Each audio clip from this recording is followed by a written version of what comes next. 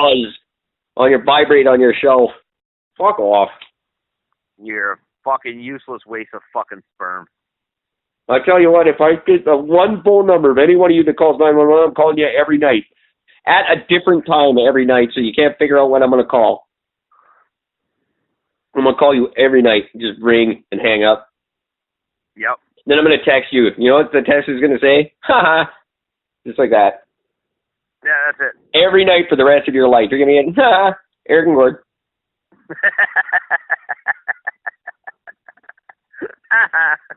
And just when you think you figured out, I'll move it to a different time. And you'll be like, God damn them! And you know what's going to happen after you, right at you, as you go, God damn! It's going to go, ha ha. Yeah. It's going to be an app that's triggered every time you swear at it. It's going to be uber brilliant. I would be in a lot of trouble. Oh, man. Every time. Just getting madder and madder. So that's what you guys get now. And you get publicly shamed forever on my show for being assholes. It just disgusts me that this is a response to missing children. My daughter went missing in a Winners for 2 minutes, and I lost my fucking, I was yelling, shut the door, seal off the perimeter. She was under a coat. I didn't know, but like 2 minutes. Not even, it probably wasn't even a full 2 minutes. It just felt like it. Yep. But I remember when I worked at Bed Bath, they had the missing child code went off. Code Adam? And we turned around, the code Adam, that went off. And immediately everybody sprung into action. Everybody's looking. And it turns out the kid had gone and hid behind one of the clothes hampers. Yeah. On the display thing. He was hiding right in behind it.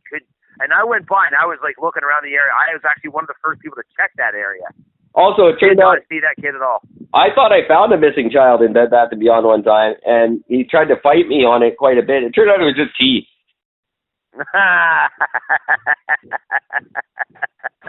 Come here, little boy. Let's go get your mommy.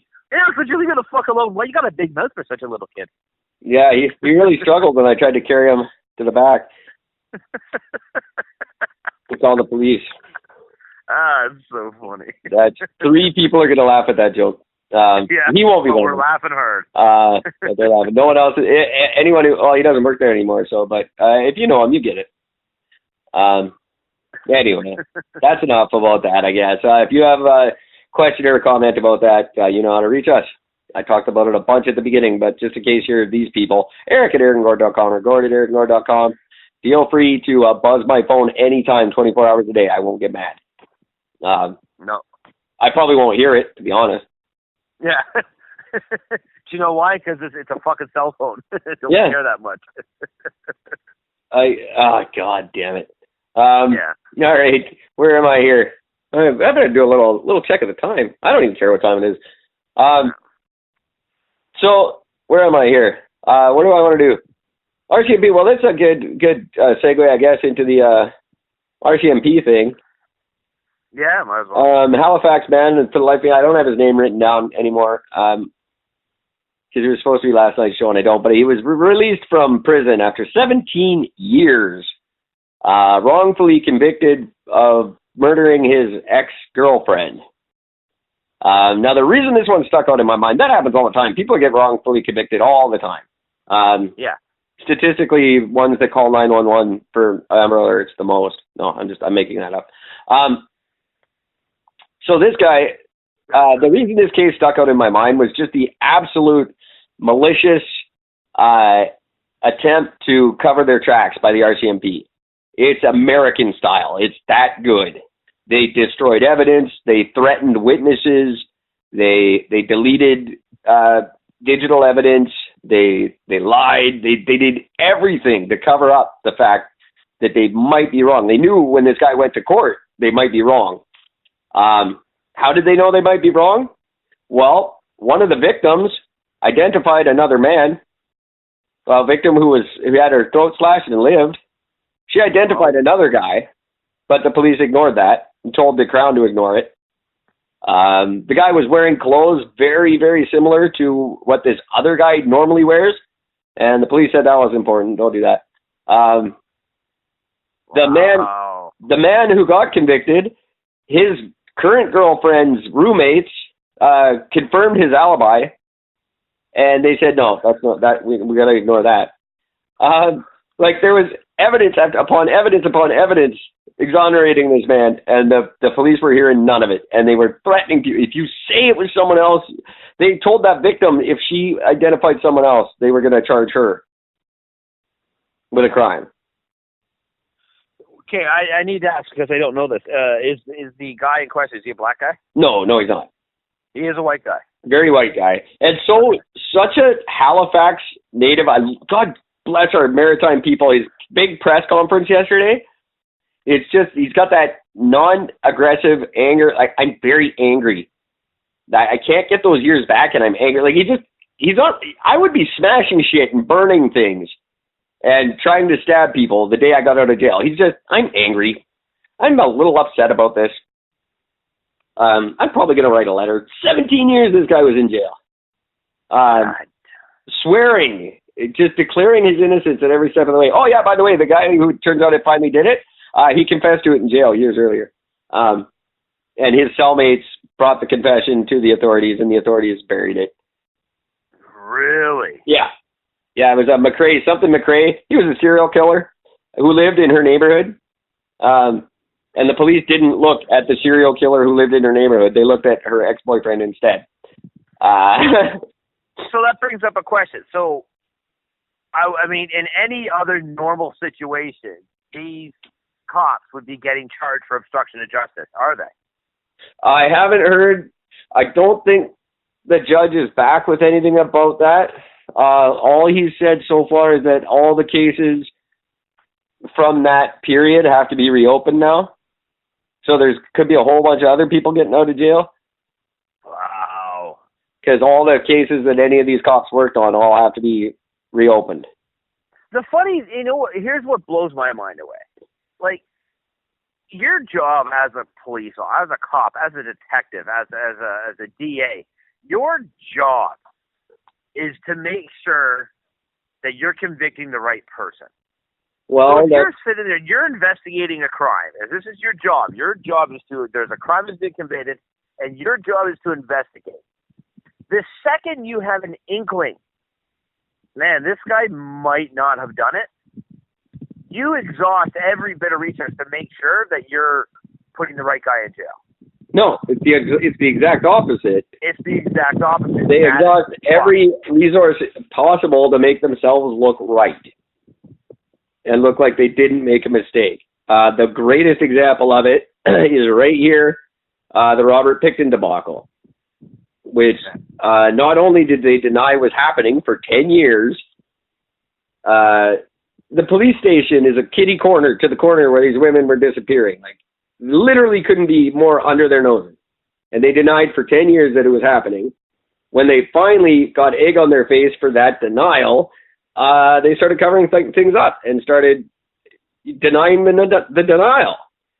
That was more important than actually going out and finding the killer, who continued to kill for 4 more years while they were denying that they denied that he was killing. Like, you're the police. How are we supposed to feel safe when you're busy making yourselves look good and making us look stupid to pad your ego, which in the end it's going to come out anyway, and then you're just going to look terrible, and we're going to not trust you even more. When in the beginning of you just said, oh shit, we were wrong. We got to take a different approach, like they do on NCIS all the time. Yeah, exactly. Or what's the one? Criminal Minds. That's the one I like. Criminal Minds. And halfway through the show, they always do a big, oh shit, we're way off. No, our profile is way off. It's a different guy now. You can just do that, and we'll be like, oh shit, that's more interesting. Let's follow that storyline. Not only that, but I mean, imagine being if you're the person that's having this shit done to you, then all of a sudden they turn around and say, oh, it turns out we were wrong. We got to look for somebody else. Are you going to tell me that person who just went there, their reaction at that stage is just going to be, oh, thank God. Yeah, exactly. Some of them will get mad. Some people are deuces, and they'll be like, you sons of bitches, how could you do this to me? But guess what? You're saving the country a lot of money, because this guy's going to sue, and he's going to win. And plus, 17 fucking years. 17 years this man did in jail. Have you ever been to jail? No. I know people who have. It's bad. And I would not do it for 17 years in a row for something I didn't do and come out and go, no, shucks. You guys. You guys. Oh, that was what a terrible waste of 17 years. But you guys. Yeah. Fuck hey, that. Hey, remember how my wife left me and I didn't get to see my children grow up? That's fun. I could have more kids, right? Oh, no, wait, I'm 50 fucking years old now. Oh, my God. 17 years, that's older than the fucking iPhone. That's just fucking wrong on every goddamn level. You're in jail for as long as iPhones have existed, and they didn't exist before you went in, and now they do. That would fuck up your head enough. Yeah. No, absolutely it would. The things that happen to you in jail are life-changing. I'll tell you that much.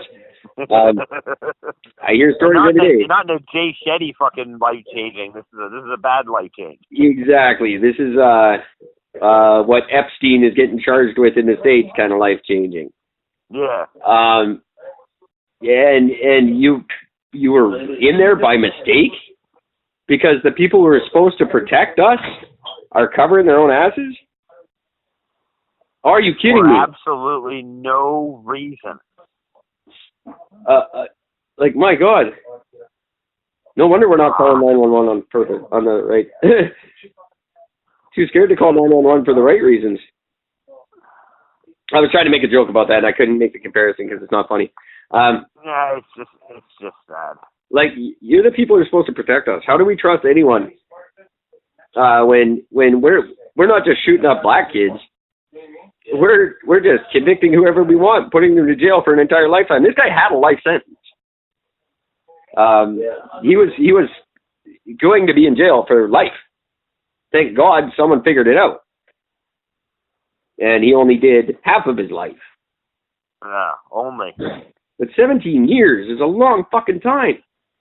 I remember there was a guy in the U.S. that was in jail for 23 years, I think it was. Wrongfully convicted, finally gets exonerated, gets out, and I think it was within it was a short period of time when you consider how shitty the courts and everything are. I think it was in like less than 6 months. He was awarded like something like $25 million. Well, you should be. And the funny thing was he didn't sue. They literally just gave him $25 million. Sorry, man, that was terrible. What you went through is terrible. Here's a check for $25 million. Yeah, that's the way that's the way it should be. Because let me put it into perspective for some of you who might not be grasping this. Do you remember when you were like 1 or 2, and then you were 18 or 19? All that stuff in between that. That's how fucking long they're in jail for. Yeah. Like, think about that for a moment. Think about it. Think about the very first memory you ever had, and then think about all the shit that happened for the next 17 years. That didn't happen for these guys. They were just in jail for your own police fucking stupidity. You're the police, for fuck's sakes. We expect you to screw up once in a while. You're still human. It's fine to screw up. It's not fine to destroy a man's life to cover up the fact that you screwed up.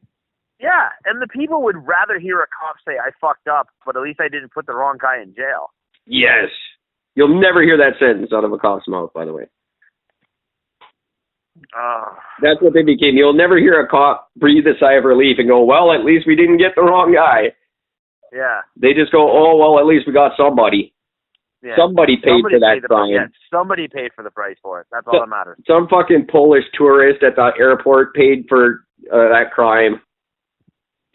Got tasered to death, but really did nothing. But we just had to take crime out on somebody. I still can't believe that nobody got charged for that one either. Innocent people are losing their lives at the hands of the people we pay to protect us. What the fuck, man? Like, as if we're not getting it enough from our goddamn politicians. Now we have to be afraid of the police too?